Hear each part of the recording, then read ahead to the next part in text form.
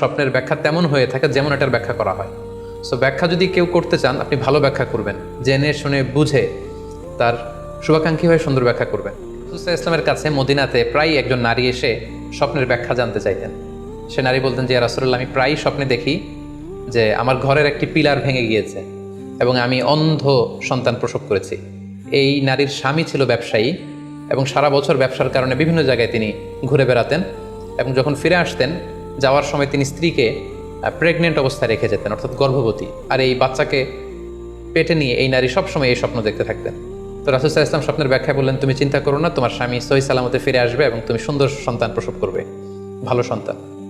এভাবেই চলছিল। যতবার তার স্বামী ফিরে আসে, সুস্থভাবে ফিরে আসে এবং সে সুন্দর সন্তান জন্ম দিচ্ছিল। হঠাৎ একবার সে নারী আল্লাহ রাসূল সাল্লাল্লাহু আলাইহি ওয়াসাল্লামের বাসায় এসে দেখলেন যে আল্লাহ রাসূল সাল্লাল্লাহু আলাইহি ওয়াসাল্লাম ঘরে নেই। আম্মাজান আয়েশাকে তিনি বললেন যে, আমি সবসময় এরকম স্বপ্ন দেখি। তখন আম্মাজান আয়েশা বললেন, তাহলে এই স্বপ্নের ব্যাখ্যা জানার জন্যই তুমি রাসূল সাল্লাল্লাহু আলাইহি ওয়াসাল্লামের কাছে আসো, তুমি কি স্বপ্ন দেখো? তখন সে নারী আম্মাজান আয়েশার কাছে খুলে বললেন যে, আমি স্বপ্নে দেখি যে আমার ঘরের একটি পিলার ভেঙে গিয়েছে আর আমি একটি অন্ধ সন্তান প্রসব করেছি।